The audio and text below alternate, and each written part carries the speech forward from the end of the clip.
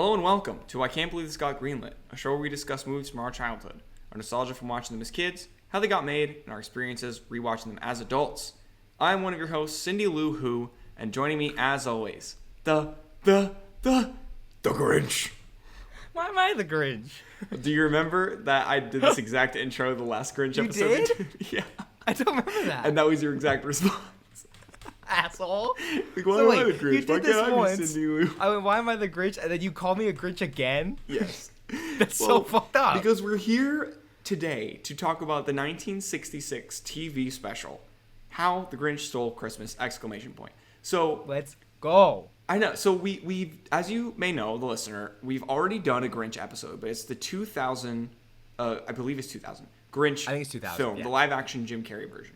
And I had to re-listen to that episode because, I just wanted to see what we talked about, see what our thoughts were on it, and we completely were aligned that this version that we're covering today is the superior version. It's the original. Yes. It's the classic. It's amazing.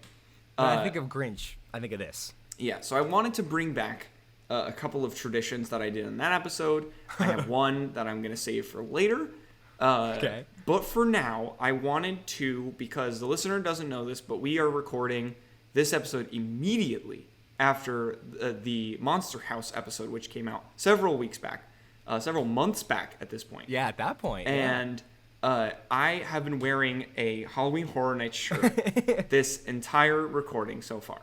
Now, we are transitioning into a Christmas episode.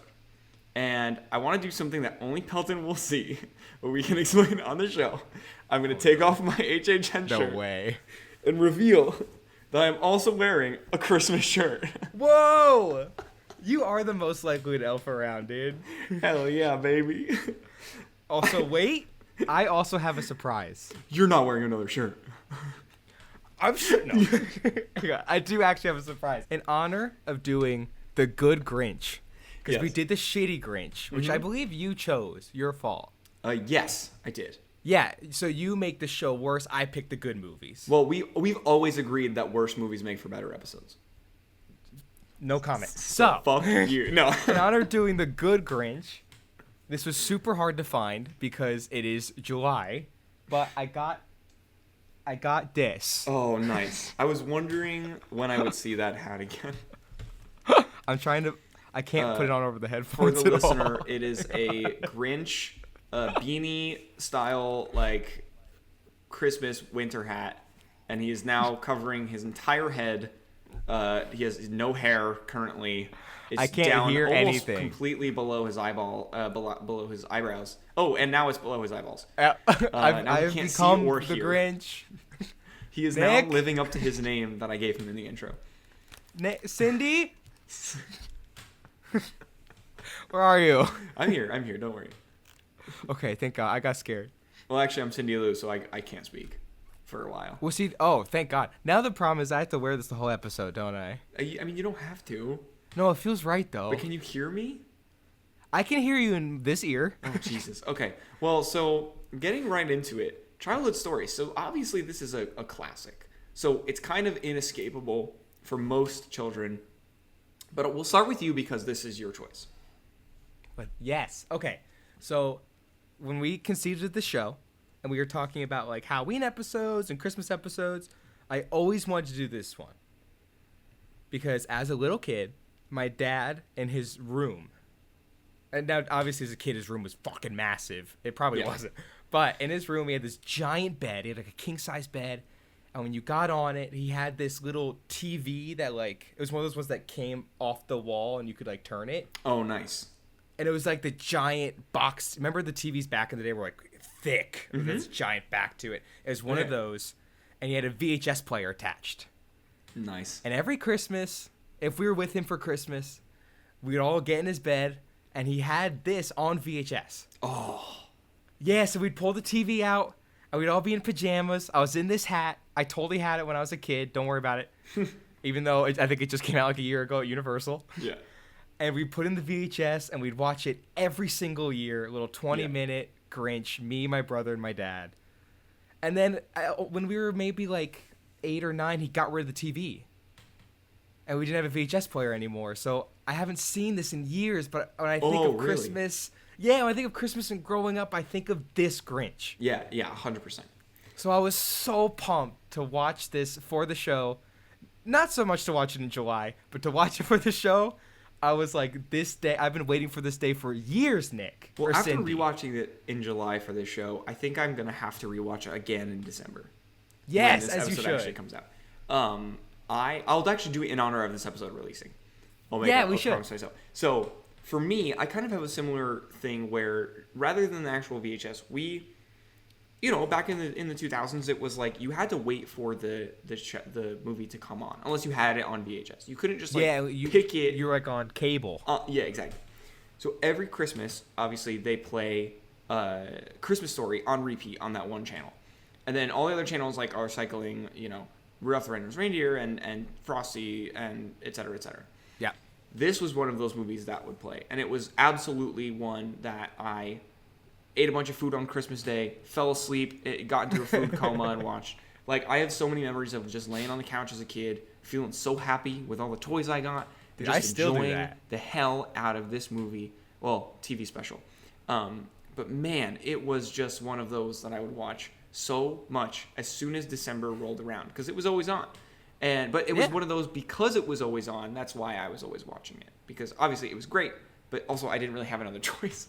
Well, sure. It wasn't one that you sought out. It was just, it would come on and you're like, oh, fuck yeah. Yeah, and I got so excited because it was it was a gold mine. Well, even in the late 2000s into the mid 2010s, I was still, anytime a movie that I was really into would come on, I would just watch it because I would never, I wasn't we weren't a big Netflix household, especially when they were doing the DVD stuff. So early that Netflix. was a special once a month kind of thing. So it was whenever it was a big deal. Civil War came on, I'd be like, oh my god, Freeform, this is great, or whatever channel was on, Sci-Fi, whatever. And yeah, The Grinch was the same thing, where it was man, this, every time this is on, I just have to sit down and watch it because it's just that good. And I will say, because I know my dad listens to these, and I know what he's gonna say. He's gonna call me and be like, "We watch more than The Grinch." So same little spoiler for next year and probably 2 years later is we would do Grinch, which was a big one, and Frosty was a big one. Okay. And as we got older, only because you referenced it, A Christmas Story is huge. Yeah, Christmas Story is huge. To this day, we watch it every year. Yes, same. But as a child, it was Grinch. Yeah, all for the way. sure, for sure. Yeah. So going into the production, this is really interesting because it's the 60s. It's also a TV special. So the production is really interesting about this one. Because it's also when Dr. Seuss himself was still alive. So we'll get to that. So this movie, I don't think I knew that. Yeah. So he had a lot to do with the development of this. Can I be honest? I assumed Dr. Seuss died in the 1830s. I agree. Right? I don't know why I have that belief. I always just, to me, he's just a guy that's dead. That's yeah. he's never been alive. If you had told me Dr. Seuss died before World War I would believe you. Yeah. Well, also I think that Dr. Seuss is the Cat in the Hat. To me, they are the same. Are they not? What do you mean? I don't. Because anytime the old Dr. Seuss productions or whatever comes up, it's the Cat in the Hat. Logo. Yeah, it's the Cat in the Hat. So I'm like, oh yeah, all right. I can't believe he was alive in this. He was alive when our parents were born. Yeah, which is nuts. That doesn't weird. Make sense. I would that. think him and Abe Lincoln were buds. Probably. Yeah. I would put money on it. I think he probably shot him, and then he blamed it on the other dude. And also he shot him because Abe Lincoln wasn't a fan of all of his racist books. Well, whoops. It's terrible. We don't talk about those. No. Those are banned. There's only a few sacred texts, and this is one of them. So this TV special was directed by Chuck Jones, who he directed and animated a ton of classics, including and these are all TV shows because there wasn't a lot of big animated movies, whatever. He did a lot of Looney Tunes. He did a lot of the Tom and Jerry shorts. He did Horton Hears a Who, among many, many others, but he did so much. So this guy rocks. Yeah. But also the other director is Ben Washman, who is a Warner Brothers cartoon animator. He's a Warner bruh. He's a Warner bruh. He's one of me. He's a Warner Brothers cartoon animator from the 30s to the 60s under Chuck Jones. They work, pretty closely on a lot of those shows. it's Pelton Warner of the 30s and 60s. Yeah. Exactly. So the screenplay for this was, and there wasn't an actual script, which we'll get to because it's the Grinch. A lot of this is just Your Mean One, Mr. Grinch, which I didn't realize. Like most of this. It's borderline an audiobook, just with visuals. Exactly. So there wasn't really a script, and but the actual screenplay itself was done by Dr. Seuss himself. I saw that, and in the opening credits, it said screenplay by Dr. Seuss. Yeah, and you're like, what the fuck? Well, actually, to be honest with you, I thought it said it because it's basically just the book. Yeah, right. So I assumed they just had to give him credit. I didn't realize he actually wrote the fucking screenplay. Yeah. Dude, that's why this one eats. It's because he wrote it. It eats. That's crazy. This one feasts, dude. The roast beast. It feasts on the roast beast. Hell yeah, it does, dude. It eats that Who hash all day. Also, they sell Who hash in Universal, and it fucking rules. They do, and it's gluten free. So Maddie and I get that shit. Like we love it. Wait, what? Do you know what it actually is, or it's like top secret? Oh well, there's 4 different kinds. What? Yeah, they have like. Well, I think the Who hash is one, but then it's like a similar setup. It's like in a can, and I think the Who hash is like ham and cheese and like. Tater tots, and it's an interesting like mix, but we love it because it's also gluten free. And in Islands of Adventure, there's like not a gluten free sauce. That's true. So yeah, but that's we discovered that recently. That's in the sick. past like year. We were like, this is awesome. Wait, I gotta get Who hash. They also have green eggs and ham, which is cool. Like I knew about that one. Yeah, we're gonna have a blast when we go. I'm very excited. Can I have a confession? Yeah. And I don't know. Up until 2 seconds ago, I just had this like subconscious belief that if you ate Who hash, you would just get like high as God. Oh, because hash? I don't know why. Like because hash. Oh, there it's hash. It's hash. I'm like, dude, those Who's are getting fucked up come Christmas time. They're licking the bottom of that tin can. Yeah. Dude, can you imagine weed in a tin can? Yes. No. I mean, I can't either. No. My dad listens to this show. I gotta be careful. Dude, okay. Come Christmas time, Who hash, baby, let's go. Who hash, baby, yeah. Okay, so animation and cartoon director Chuck Jones and his children's book author Ted. It's Dr. Seuss. I don't know how to say his last name. No, it's who cares? Seuss. It's Dr. Seuss. So Chuck Jones and Dr. Seuss had worked together on The Private Snafu, which is a cartoon at Warner Brothers during World War II. So he didn't die before World War II. Well, Chuck Jones was interested in adapting one of Dr. Seuss's books into a television special and approached him to turn How the Grinch Stole Christmas into one in time for the holiday season. According to Jones, when he first read the book, his comment was that the Grinch was the best Christmas villain since Ebenezer Scrooge in A Christmas Carol. Although Dr. Seuss was initially reluctant, he agreed with the idea. By the way, hate to say it. I'm going to say it, Nick. I think Grinch is cooler than Scrooge. Oh, I agree. But also, you got to remember, like, there's not many Christmas villains at that point. I think Scrooge was the only one he could point to. Unless you go like Krampus, you go like folklore. Yeah, I guess. Okay, you got to give Scrooge credit because he was first. Yeah. But some big like fucking green monster that lives on top of the hill, it doesn't even come close. No, Scrooge is in his fucking PJs all the time. Fuck that dude. So it took about 2 months to be finished, this entire thing. After storyboarding was finished, Jones went to New York City to sell the special to a sponsor. He presented the idea with the storyboard and acted all the parts 28 times to different people. The special was bought by the Foundation for Full Service Banks. Don't know what that is. Oh, okay, sure. CBS gave Jones and MGM a $315,000 budget, which is equivalent to $3 million today. Okay. More than 4 times what Bill Melendez was offered to produce A Charlie Brown Christmas. Wow. Which is wild to think about. Which means that Charlie Brown Christmas was made for under $75,000. I mean, not in a bad way, I promise. But that explains a lot. Yeah. About Charlie Brown Thanksgiving. You know what I mean? Or did you say Christmas? Charlie Brown Christmas. Yeah. I'm sorry.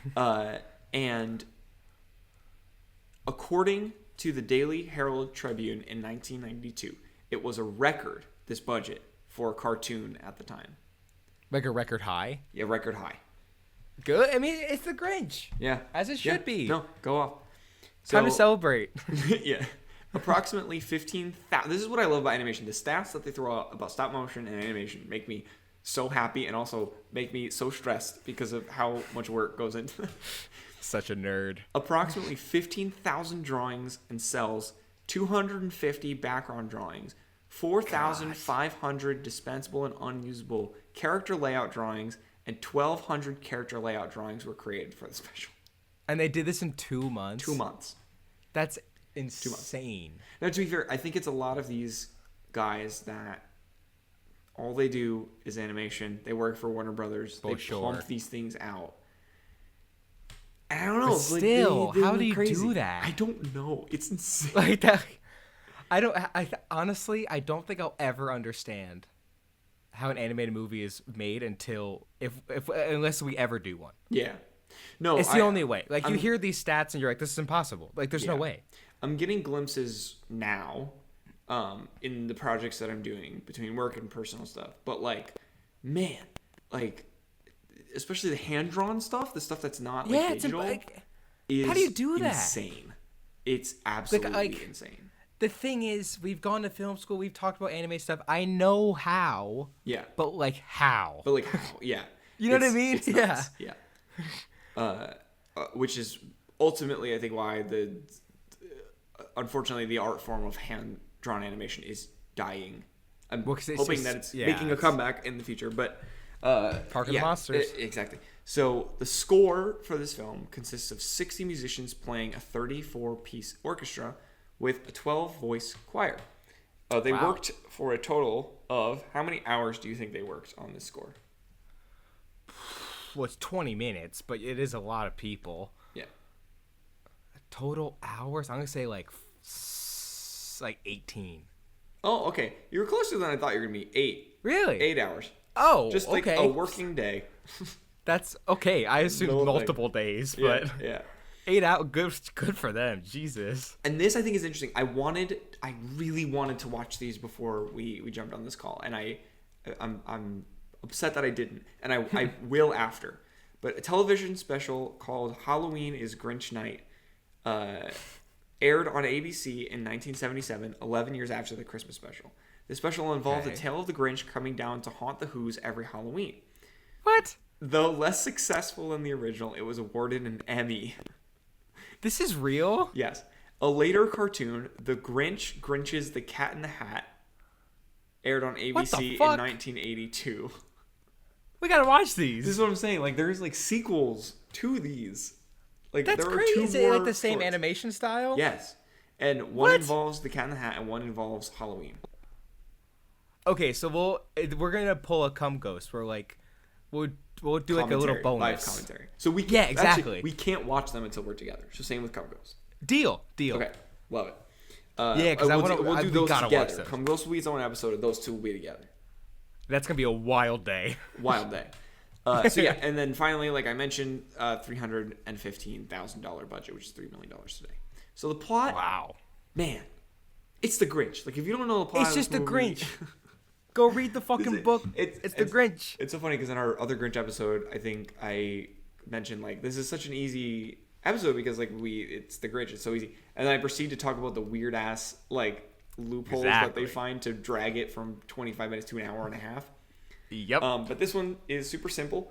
We open with the Dr. Seuss logo, which was so nice. I haven't seen that thing in like forever. Yeah, I know. I missed that old logo. And immediately, the art animation style brought me back. The art animation style? The animation style. There you go. Dude, it's one of those where like you put it on, and I will never understand how this works. It's just like a weird lightning in a bottle, the magic of movies. You say at the same time, it looks like it's from the 60s, but it looks timeless. Yeah. I don't know how the fuck they did that. It's insane. Well, even like right off the bat, the snowflakes weren't even moving. They weren't even moving. They were static on the screen.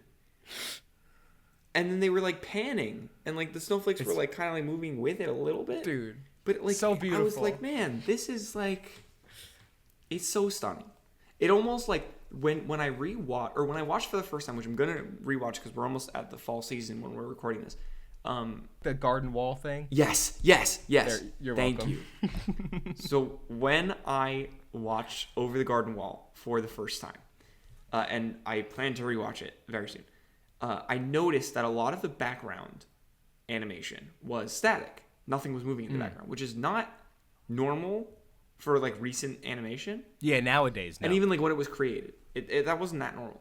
But then I like looked into the production of it, and they were like, "Oh, we want it to feel timeless and classic, like things that took place in the '60s," and you know, there you go, that sort of like thing. Grinch. So it's interesting to see this like gorgeous background that's static with these, and you know, the characters are nice looking too, but like they're animated characters and they're moving through this space that doesn't move, and it reminded me of this where they're like, we just want one cell that's a background, so that we don't have to spend a lot of time animating that background, and we'll just have the characters do all the work.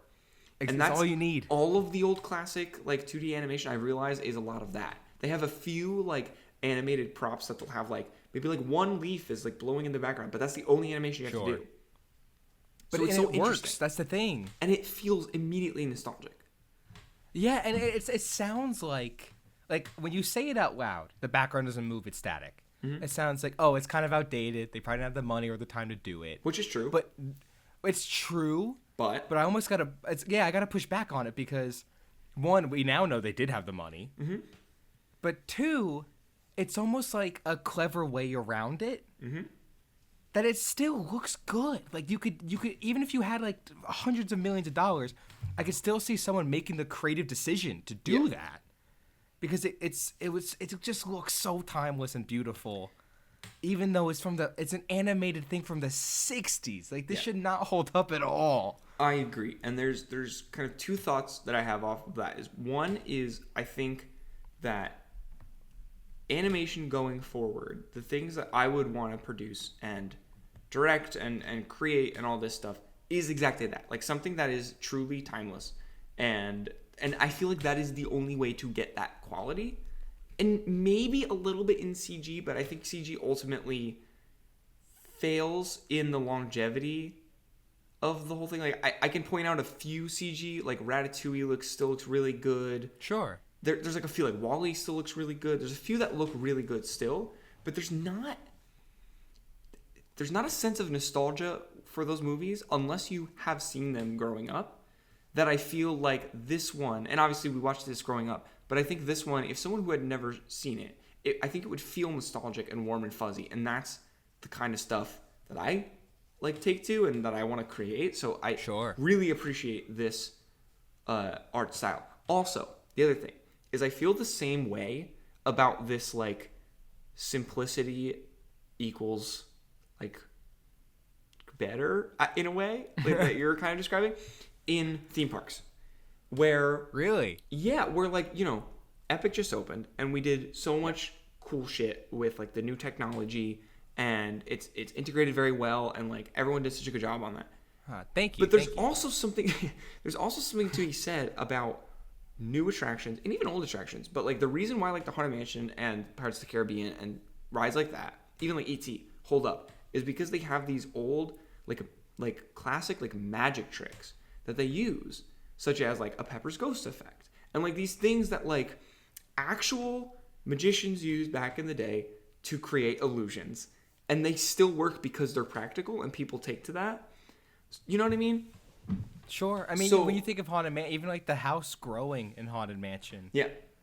Like the walls getting bigger. Like that's such a, that's one of the most iconic theme park elements of all time. Yeah, the stretching room. Yeah. It's just that classic, simple thing that works fundamentally, and it's like, don't change the simple stuff if it's effective.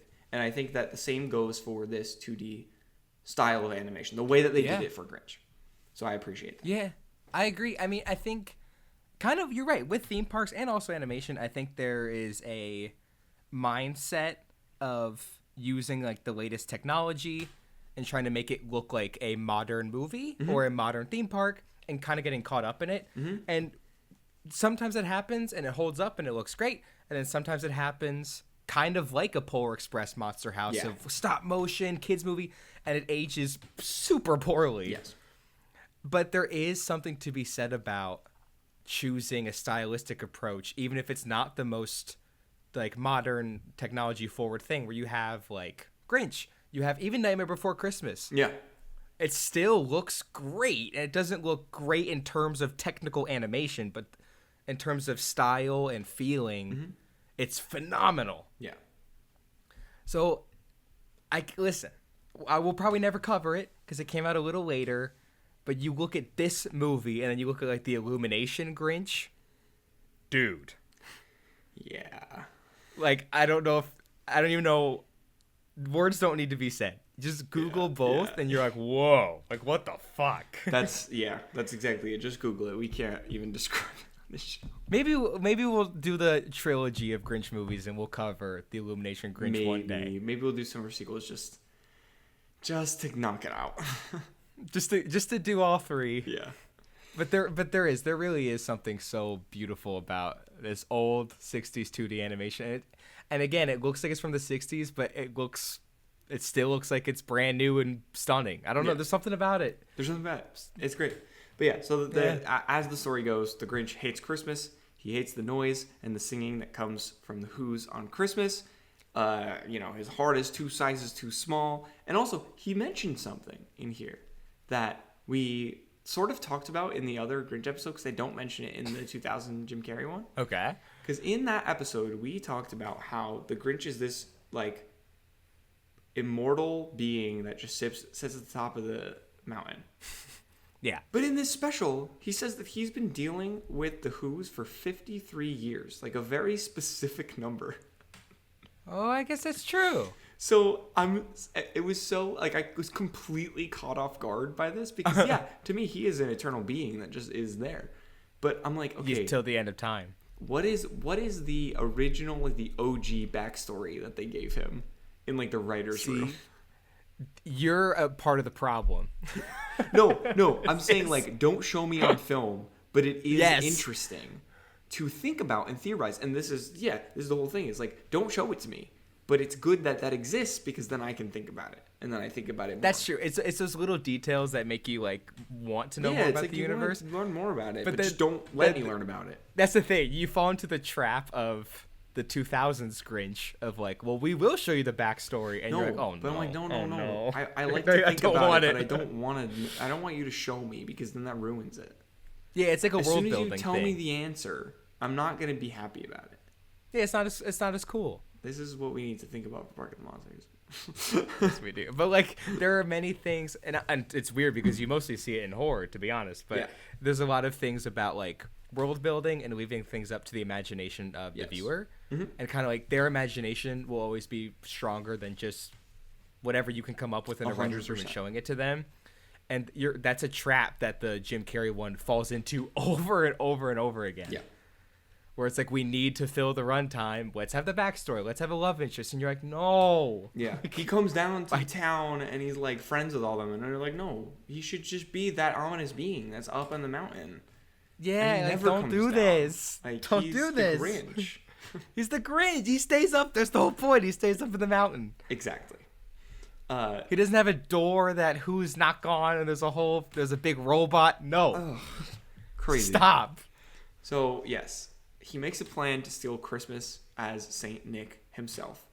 And then this is the first time. Exactly. This is the first time where You're Me When Mr. Grinch plays, and it fucking rules. I mean, like, this song, and this is the thing that I mentioned earlier that I didn't realize, is that, like, it needle drops, like, 3 times.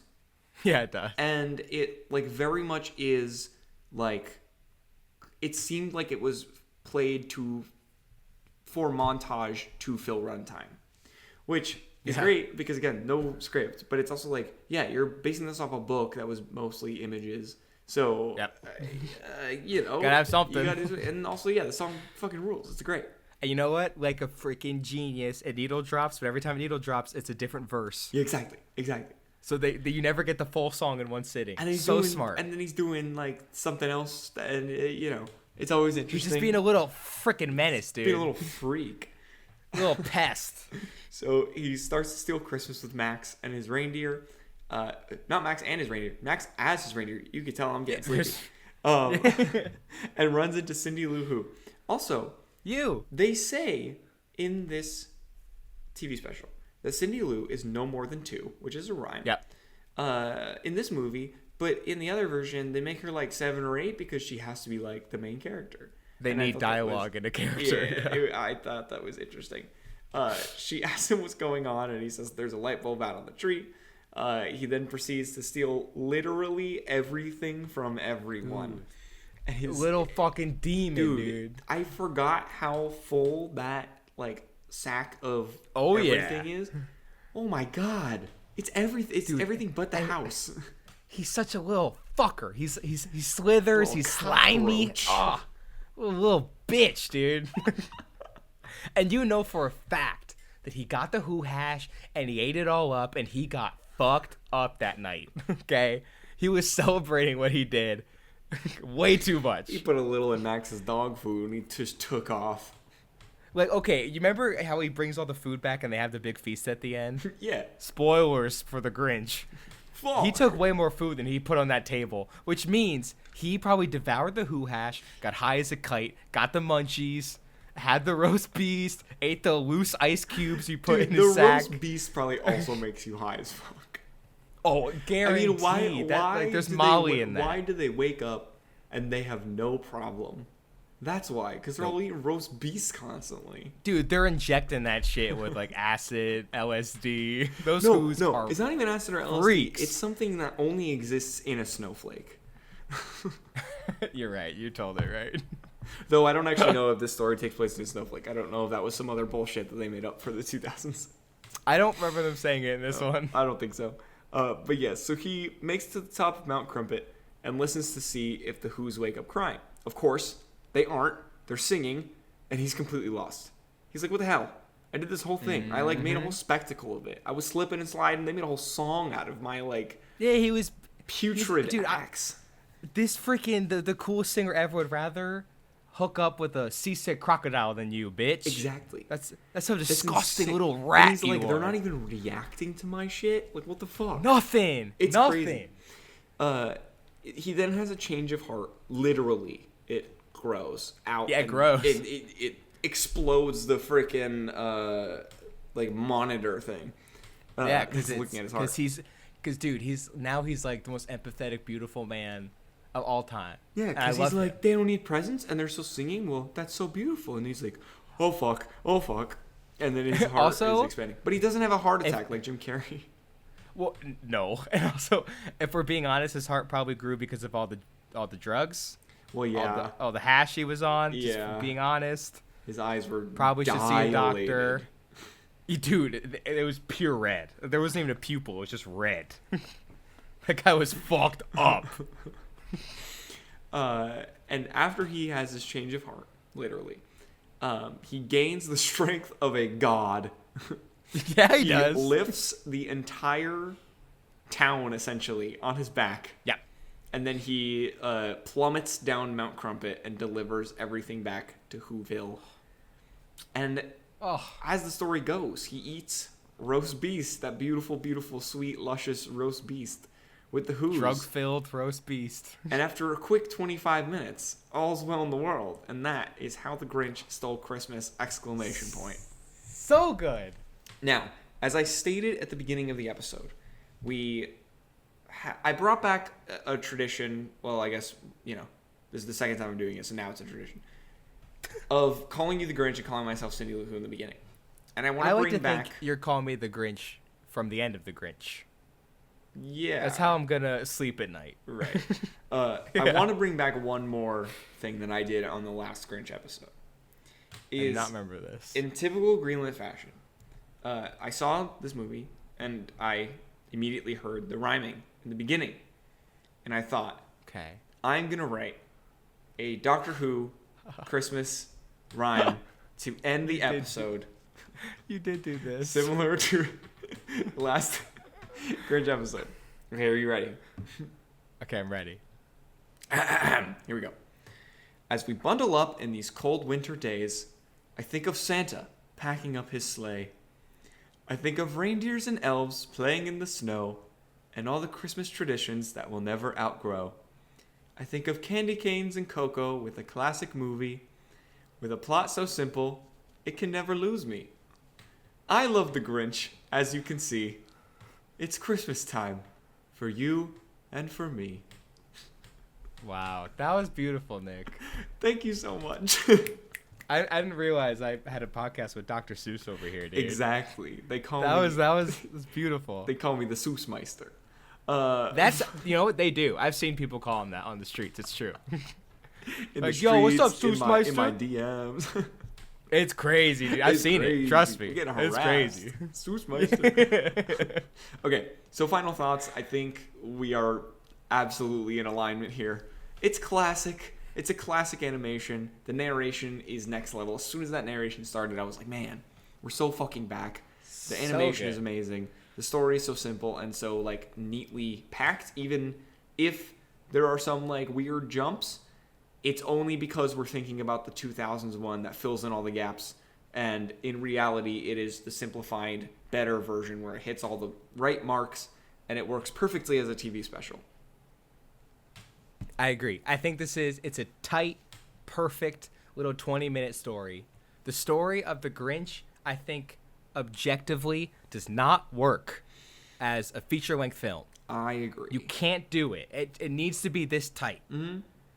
And within this 20 minutes, it's fucking perfect.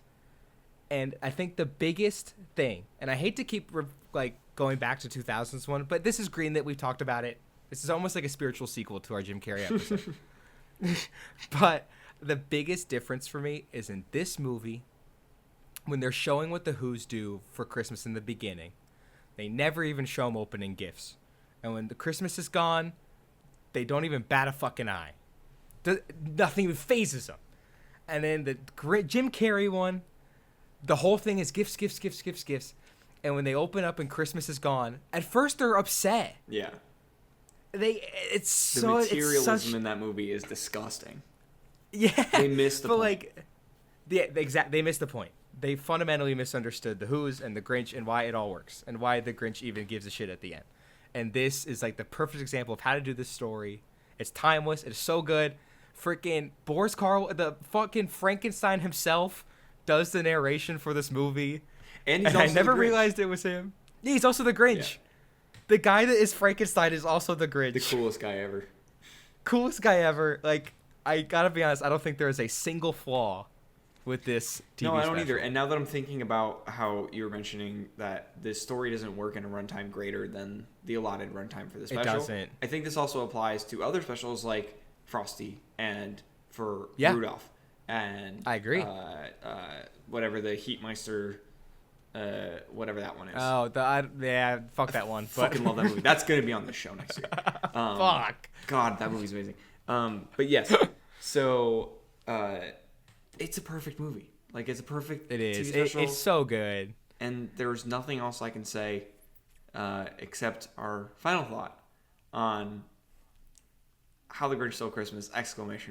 I can't believe this got greenlit. Thank you all for listening to what is now the record holder for the shortest episode of I Can't Believe This Got Greenlit. Hopefully it's a nice little treat at the end of the holiday season for your sweet little ears and maybe a nice little break from our voices for a little bit. God bless. Yeah. If you haven't already watched this movie during the Christmas season, please go watch it. Yes. It's amazing. You know what? That's why we make this short, so you can go spend time with the family and go put on the 20-minute fucking awesome How the Grinch Stole Christmas! ! Exactly. I hope everyone enjoys their Christmas and tune in to the next episode of I Can't Believe This Got Greenlit for our New Year's special. The first time we're ever doing a New Year's special. I know the season finales of our show are always different because we have new ideas every season. Whoops. But we're doing a New Year's special as this show is no longer on WCB and we can do whatever the fuck we want. Fuck you, WCB. And it's going to be a little bit of a combination of a few different things, but also including our Greenlit Awards, so our version of the Oscars. So stay tuned for that, and we will talk to you then. Bye. Happy holidays, everyone. Yes, Merry Christmas.